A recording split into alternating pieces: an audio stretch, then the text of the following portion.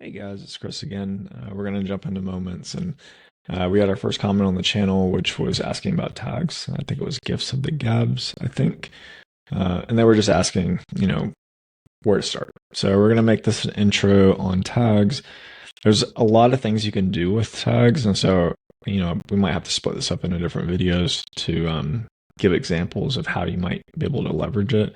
But we'll make, an introduction is good enough because to me, it's one of the more powerful features in Moments because you can do so much with them. So let's start with, one of the primary reasons that you would have tags, and that's to filter down reporting. So let's jump to our tag screen. So remember, we can always come down to, or press S and then get to the search bar and then get to the tag screen. So you can see here in the Sandbox account that I have, different tag names, but I also have like the things that can be tagged in the system with this particular tag. And some of them have one, which is like, I would mark for all instructors manually. I would tag them that, and that way I can kind of identify a list of maybe customers, for example. I can apply it to memberships, but I can also apply it to multiple things at one time. So I might have a tag that can be applied to the customer and the membership and the classes. So that'll make more sense when I show you how these are actually designed. So if I come to create new tag, I think I might have one in the system already. Okay. So this one will work perfect.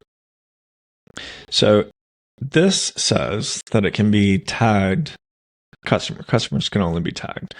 And then we have a tag preview, which has C nodes, but the actual internal name of this tag is injury-C client nodes. So you can see we already have Shrek here, and he's got this tag on his account. So if I open up the edit screen, which is exactly what you would see when you open up something new, except for this. So this would be turned off by default. So by default, I would have the tag name internally, and this would also show up on that customer's profile. But what I can also do if it's a customer is that I can apply it as a customer badge. And so what that means is, let's see, I lost these, but see notes. And so this is what you might see on the customer profile in like a class roster or an appointment. So let's just jump to a class real quick. And what's cool about Moments is I can get to this stuff really quickly on multiple screens. So I'm just going to go into Shrek's account, and I can see any class or history that he's had. And so I can see here that he has one on July 10th. So I'll go into there. It's a no-show, but it doesn't matter. Like, what we're really showing is that I have this C notes as a customer badge on this account. So when I'm the teacher or the front desk, I'm looking at this and I can say, oh, it says C notes. Maybe I should actually go to this profile and check it out. So I'll open up the profile and then check the notes. And then I can see right now there's no notes on there, but obviously we would want to put something there, like maybe there's an injury, they have a knee injury, and we want to make sure that we accommodate for that. So that's one way of using them. And then when we want to filter down, we can do that in a few different ways. So one, we can go to a customer list, and we can create a segment from that tag. So I might say customer segmentation. I want to filter down to by the customer tag, and anybody that has this injury one, I need to see them in a list. And I can also apply and or to the filter the customers who have this tag and who don't have this tag. So anybody who has this tag makes the most sense here. Let's put this thing out of the way. And so I can apply the filter, and now I can save the segment as dynamic. So now anytime that I want to create a put that tag on somebody's account manually, I can dynamically see this change. So it might not make sense really for like injury, but maybe you want to have a dynamic list of anybody who has the tag. I don't know. Do I have one like this first? I think I have like a tour or discovery. So discovery call. So we might have this for like, a consultation or something like that. And we want to see this ongoing list, and we can set it up so that we can actually add and remove this stuff. And we do that with sequences. So all the automations in the system where we can add or remove tags or even trigger off of those tags. Another way that is really common for us to filter down is in the reporting. So let's say I go to analytics, I go to reports, and then let's pull up our membership sales report. And I want to filter by any of these that is recurring. So I'm going to add this recurring subscription here. And hypothetically, all of these should still show up the same way because I have them as recurring, unless I don't have the membership in there. So let's see. So it looks like none of those actually had the recurring membership. So let's come back to this and I'll show you why we might use that. So if I look at this, I have my monthly recurring, which doesn't have any sort of commitment to it, right? There's no 3-month commitment or 6-month commitment or 12-month commitment or whatever. But maybe I do want to see all of the recurring memberships all at one glance, right? So I might group those things together by utilizing a tag. And if I come into the actual setup of this membership, and I come down to tags here at the bottom, you can see that I don't have that. So let's just add this recurring. And then we're going to add it for the other one too that we have, which is the monthly.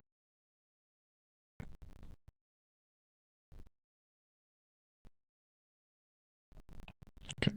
So let's just pretend those are the only two in the system. There's plenty of other ones in the sandbox, but as far as things that have been sold this month, and then I just want to see the recurring now. So all of those would show up. Now, it doesn't really seem like it helps that much when there's only these things on there, but imagine that there's class packs, there's drop-ins, there's appointments that you've sold as memberships in the system. It would be really helpful to I just want to see the recurring that we charged, that we sold. And so if I only wanted to see that for the very first month, what I can do is exclude the renewed memberships. So now what my list should show is anybody who's actually purchased it for the very first time, hit apply filters. Those are probably all recurring. Okay, so we sold this one to Neville. Okay, so that's another way that we can utilize tags. We can also, because we use the tag to segment out those people in the customer list in the CRM, we can actually send off like a one-off message to all of those particular people. And so I might say specific customer segment, dynamic. We had an injury one. It's the only one we had really. And so, I don't know. It doesn't really make sense for the injury, but you get the idea, is that you can have a dynamic list that constantly changes depending on if they have that tag on their account or not. Another way that we really typically use tags is by creating a custom discount, which is called a price roll in Momence. So the way that I would do that, when I would be, let's say that anybody with a recurring membership should get a 10% off retail. So I already have one kind of set up already. It just has the specific tag. So let's edit that. And take those off. And we're only going to have the recurring. So I know that Neville had that. I saw that on his account. So I'm just going to look at the point of sale and show you what this looks like in action. So we had this for products only. I think I only have like a water in here. Oh.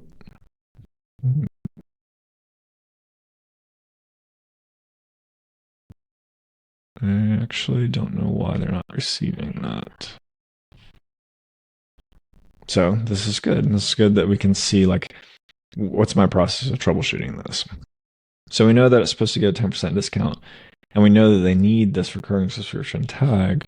Why is it that Neville doesn't have that? So we'll come back to Neville's account. We'll open up his full customer profile. And we'll scroll down all the way to the bottom, and we'll see that we have this recurring on there. So actually, he should be able to get that discount. And maybe I just need to refresh. But while we're here, let's talk about the difference between customer tags and membership tags. The membership tags are going to be inherited from any membership that has that tag. And so that's how we can create this custom discount rule that only applies while they have the actual membership. Because as soon as Neville loses this, this will go away. And actually so will this as well. So let's actually double check something. We're going to go to his account again. Let's go to product. Okay, so here we see it now. So we have this applied price rule, 10% off retail products. And if I take this off of his account, let's just void it. Let's go ahead and void this while we're here. And you can see it's still there until I hit refresh. And then we only have the customer tags now. So if I come back to this product here,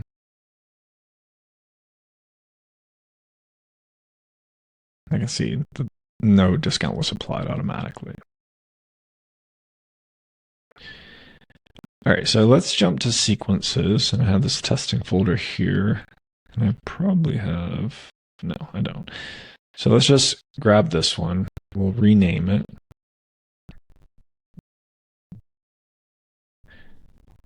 And we're going to open this up here.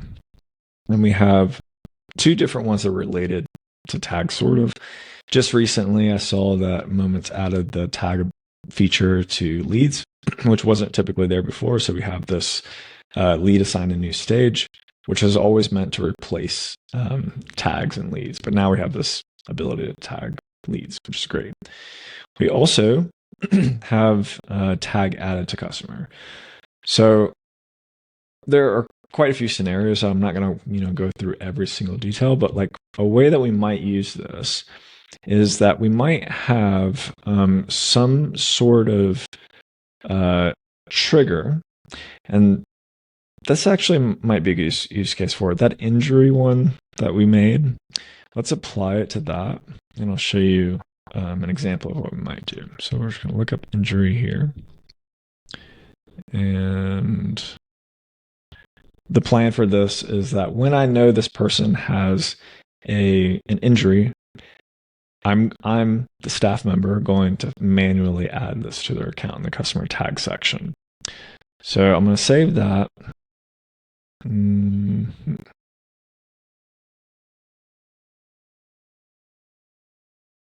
Interesting. Oh, so I already have some things in there, so that won't work. So let's delete this, that, and delete that.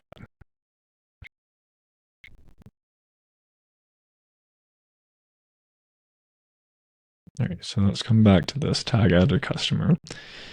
Someone manually adds this injury note. Save that. Let's see.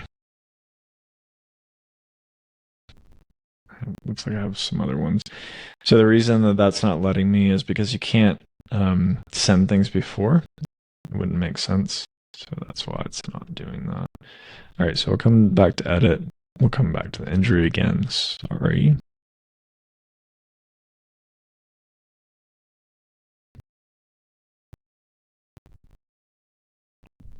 All right, so we'll put injury on their account and save it. And now, a really good use case for this might be assigning a task for somebody to actually personally reach out to them if they have an injury or if they have some sort of issue. Right. So it couldn't, maybe we don't have it just as injury, we have it as, flag profile or flagged. So then we can add an action here and we'll have a staff task to follow up. And then we'll do it immediately. And then we'll just create a staff task here. And we might say, check on this, this client, reach out, ask if they have any questions. But you can see here, so we're creating the sequences, we have all these options here. And so what we could, there's three things that I want to bring to our attention. So one is we could update the lead stage based off of adding a tag to somebody. That wouldn't make sense for injury, but it could actually make sense for, selling a certain membership or a certain product or whatever it is, and it applies a tag, which needs to be a customer tag if you choose the trigger as a tag added to customer. Those inherited ones that I was talking about before for price rules will not work in this case for triggering off of that tag. We could also add or remove tags from this. So let's think of a good scenario for that. We might say, as soon as somebody buys,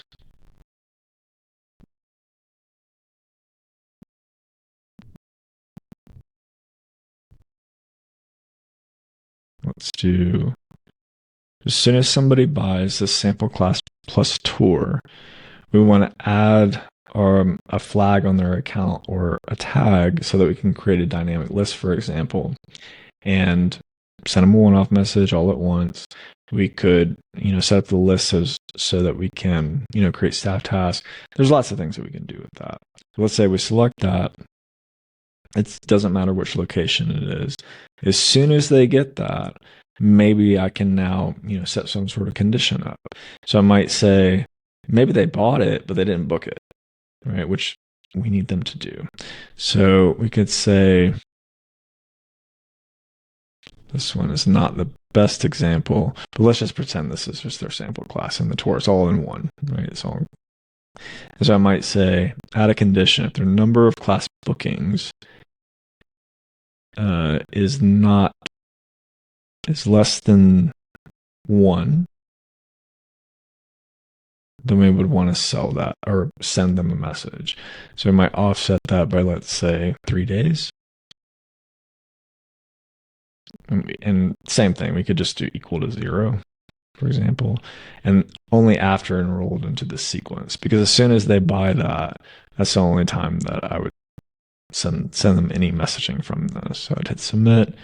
And then I might say, okay, well, if it's equal to 0, 3 days after they purchase this, that means we need to get them to book. So we either get them to book. So we either do an email, we do an SMS, maybe we add a staff task for somebody to personally reach out to them, etc.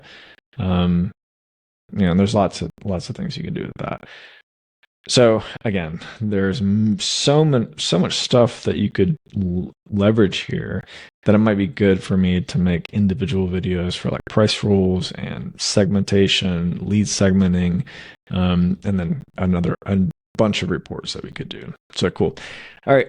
Well, that's it for today. Again, if you guys have any things that you really want to know about, let me know. Happy to make a video. All right. Thanks again.